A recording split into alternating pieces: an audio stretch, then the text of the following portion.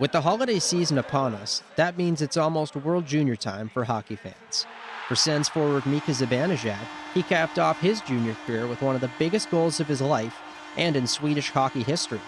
His overtime goal in the 2012 gold medal game in Edmonton ended a 31-year championship drought at the tournament for his native Sweden. Now, nearly 4 years after his crowning moment for Tre Kronor, Zibanejad still relishes that World Junior experience. I only played once, so luckily that was a good one, and it was a fun tournament. I think being able to play with all you become friends because you play together since you're 15, 16 in the national team, and at least 4 tournaments every year, and you have the under 18 World Championship as well, and being able to finish your kind of junior career off with a big one like that with all your friends and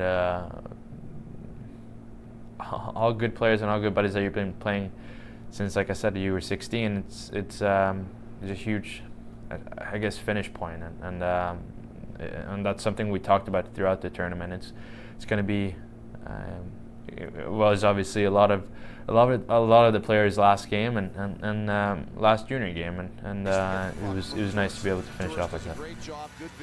Like any player in the tournament, Zibanejad kept some souvenirs, but thanks to a wild celebration on the ice with his teammates after scoring the golden goal, there's one thing he forgot to pick up. No, the puck. Someone mentioned to me afterwards. I had no clue about the puck. I didn't really care about that at the moment. I was jumping all over my teammates, and I was really tired at the moment as well. I was under shift and in overtime after a long tournament, so I didn't really have the time and the energy to think about where the puck went and just celebrate with teammates. I framed the jersey and the gold medal, so I'm really proud of that, obviously, and it's something I always remember. Zibanejad is now in the midst of his 3rd full season in Ottawa, picking up where he left off last year after reaching the 20-goal mark for the first time in the NHL. After a hot start on the score sheet this season, he believes his game is starting to come together. Point-wise, it's been the best so far for me, and play-wise, I think I have more to give.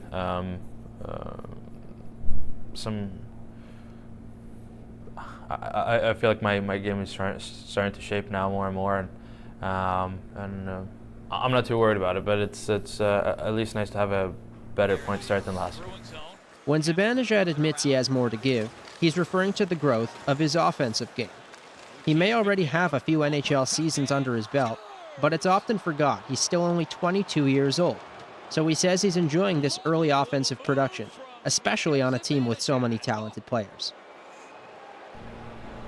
Wanting to be that offensive player and wanting to be able to contribute offensively, then it's always nice when you do, and frustrated when you don't. But it's we know we have a good team, and all 4 lines can produce, and that's what kind of helps you out a bit.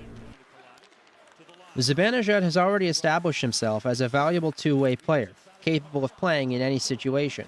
Since Dave Cameron became the Sens head coach last season, he's trusted Zibanejad with several roles, both in the offensive and defensive zones. For the young pivot, it's important to learn about the little details his coach preaches in order to earn his trust and, in return, get more ice time. The trust becomes more and more, and I find you have to earn the trust as well. And one thing that earlier we talked about is face-offs as well as a centerman. And be able to win faceoffs and be able to help the team out there. It's becomes more important, throughout the game, and when you're up 1 or if you're down 1, and be able to take that draw in the offensive zone and defensive zone, whatever the situation is, and in the penalty and kill as well. I think that's something I really strive for, and to be able to play more and to be able to help the team out as much as I can. It's obviously a process and a step you want to take. You're starting off, making the team, and just be happy to play in the league, and then next thing you want to move up in the depth chart, and that's something I've been focusing on, and I've been trying to reach more ice time and more responsibility, I would say.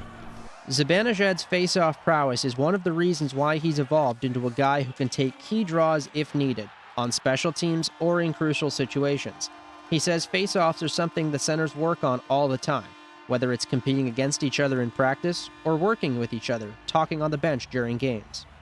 Me and Pedro's kind of similar in the style how we take the draws, and Terry's a little bit different, and then as well as Smitty's more just because he's a lefty. But we're working on our techniques, kind of talking to each other, and talking a lot on the bench as well about the opponent's sentiments and what you can do in different situations and whatnot. And it's kind of line thing as well. Sometimes you won't win it clean. Sometimes maybe end up behind them. But if you have the wingers ready and jumping, then you might get some help there as well.